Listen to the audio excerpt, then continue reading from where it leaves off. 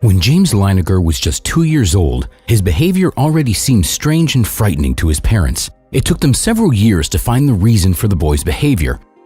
And when the reason was found, they couldn't believe it. The only plausible explanation was that the boy is the reincarnation of a fighter pilot who died at the end of World War II.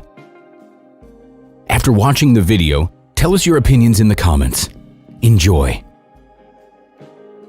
Plane on fire. These are the screams that came from little James's room and woke up Andrea and Bruce Leininger almost every night.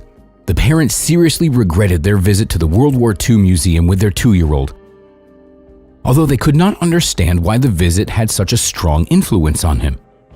There was a huge hall full of fighter planes, but there were no scenes of violence, no pictures of disaster. Since the visit, the boy developed a serious interest in airplanes. At night, he began to struggle with nightmares more and more often. It was as if he was desperately trying to get out of some kind of an invisible shell that was squeezing him from all sides. He screamed heart-rendingly, "Airplane crash, plane on fire, little man can't get out." The Leiningers' family doctor was puzzled. Nightmares and night terrors are common for children, but usually this phase occurs at about 4 years old. James's nightmares began much earlier and recurred with frightening consistency. The doctor advised the parents not to panic. In case of a night terror, he advised them to take the boy into their arms, to speak with him quietly and gently in order to try and calm him down, as well as to ask him to give detailed descriptions or even draw pictures of his disturbing dreams. Even though James experienced more and more nightmares at night, during the day he gave the impression of being a generally happy and healthy child. This phase, however, lasted only for a limited time. Soon, the strange behaviors also started to occur during the day. One time, Andrea showed her son a model airplane in the window of a toy store and said that there was a bomb under the pilot's cabin. James responded confidently, "That's not a bomb, that's a drop tank." When he went on a trip with his parents, the boy amazed Bruce and Andrea by how professionally and confidently he observed the planes standing on the airfield. Bruce said proudly, "He's a genius." But Andrea was getting more and more worried. One night, James had a particularly bad attack. It took a long time for the boy to calm down in his mother's arms. Following the doctor's advice, Andrea asked him, "Who is the man that can't get out?" James replied, "Me." "What happened to your plane?" "It caught fire and fell." "Why did it fall?" "It was hit." "How?" "Who hit you?" asked Bruce. The boy looked at him with a puzzled look and said in a matter-of-fact way, "The Japanese, of course." Afterwards, he gave a detailed description of Japanese fighter planes during World War II. The boy signed his pictures with James III. Later, in a list of pilots who died on March 3, 1945, Bruce discovered the name James Houston Jr., James II. James's maternal grandmother was the first to have the courage to voice her opinion.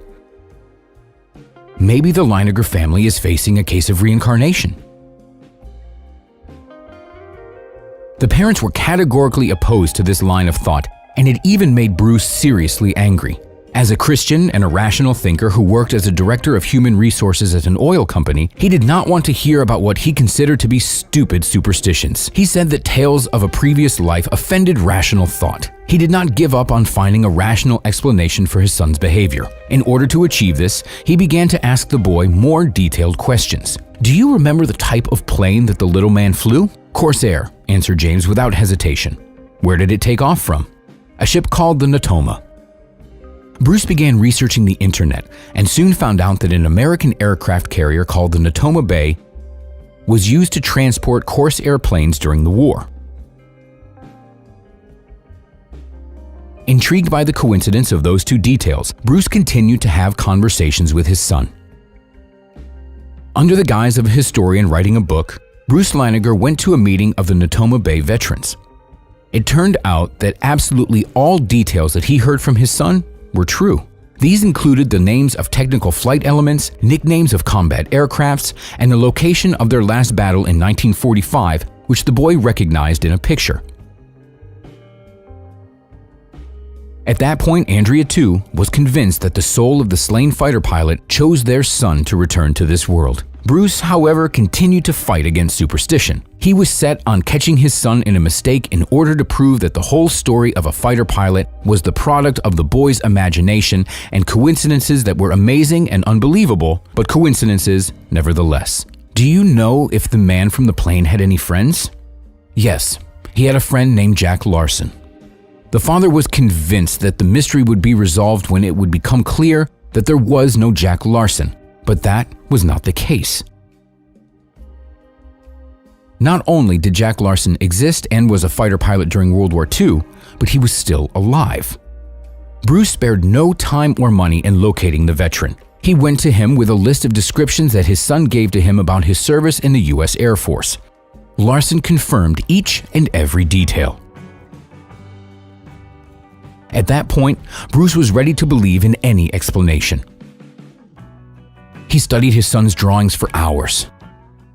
In one picture, the boy clumsily drew a burning plane, which no longer surprised Bruce. However, what surprised him was the boy's signature, which read, "To Dad from James III." Why the third? There was no James Sr. or James Jr. in the Leiniger family. James Huston was a fighter pilot whose plane was hit in 1945. When Andrea took over the initiative, she turned to a psychotherapist named Carol Bowman, who was the author of a best-selling book on the manifestation of reincarnations in the behavior of children. Bowman investigated dozens of children who were suffering from painful memories of past lives. She told Bruce and Andrea that their son was not unique and that such vivid manifestations of reincarnation usually occur in instances of violent deaths. Her take on the situation was that the soul was so saturated with past trauma that it couldn't rid itself of it even as it entered into the other world.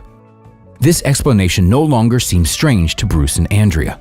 The psychotherapist advised for the parents to speak to the pilot directly when they were comforting their son because the pilot still lived within the boy. They should ask James to recall his nightmares as if they were actual memories, not dreams. The boy's night terrors really did become less severe. The boy woke up screaming and crying less frequently, while Bruce continued to study the history of the Natoma Bay and the list of slain pilots. One day, the final piece of the incredible puzzle was found. On a list of pilots who were hit on March 3, 1945, was the name of James Huston Jr. In parentheses, it said, James II. If all of this was true, it made sense that little James thought of himself as James III.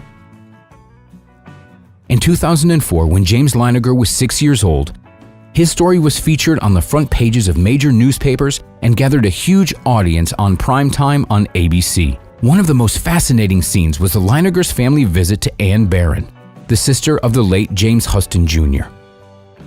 With difficulty to find the right words and tears in her eyes, she confirmed that the boy told her a lot of things that were known only to her and her brother, who passed away a long time ago. Anne Barron questioned how it is possible not to believe in other worlds and reincarnation after a story like this. Members of the Skeptic Society, which actively fights against mysticism and the occult, took it upon themselves to refute the story of James Leiniger. They said that Bruce and Andrea more or less consciously created a family saga in order to rid themselves of feelings of guilt associated with their son's nightmares that were brought on by their visit to the military museum, and also to attract attention to themselves. It is worth saying, however, that their rational arguments did not sound too convincing this time around. Carol Bowman, on the other hand, explained that memories from past lives are like regular memories. Events, places, and objects can force images or sensations from the past to re-emerge. This is what happened at the museum. Contact with familiar objects is even a part of a Buddhist ceremony, the purpose of which is to recognize reincarnated lamas. The claims of the family saga built on coincidences would have been more convincing if they were talking about a few words said by a child accidentally. But in James's case, we're talking about over 100 pieces of evidence, the truth of which was confirmed by careful verification. Today, James is a 17-year-old who leads the life of a typical young man. He is no longer troubled by nightmares. Memories from his past life stopped appearing to him ever since he and his parents went to say goodbye to the deceased pilot. He said a prayer and dropped a bouquet of flowers in the ocean off the coast of Japan, where 75 years ago on March 3, 1945, the plane of James Huston Jr. caught fire and crashed.